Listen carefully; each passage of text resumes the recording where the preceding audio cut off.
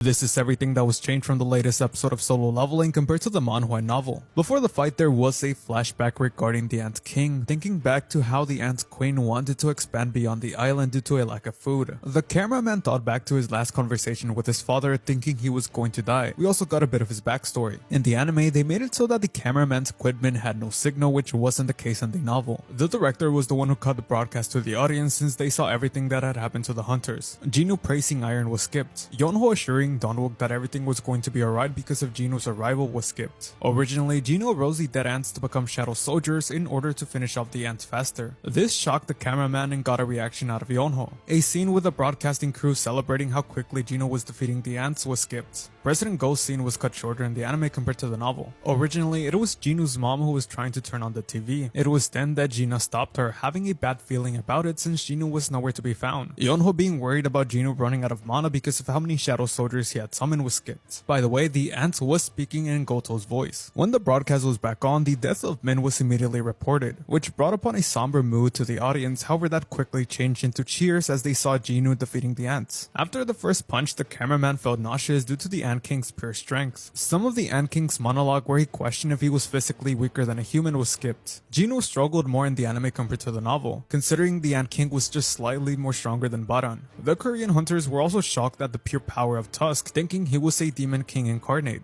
Overall, the animation for this episode was beyond anything we had seen throughout the whole series, plus Sawano as always killed it with the soundtrack. If I were to be nitpicky about this episode, then I'd wish they adapted some of the earlier parts of the initial confrontation a bit better. Plus, I personally would have liked if the scenery in the background had that bluish, rocky, cave-like texture and color similar to what they did with the Orc Dungeon. But I do get that this is supposed to be an anthill as opposed to a cave. Other than that, as an adaptation, I'd rate this episode a solid 9 out of 10.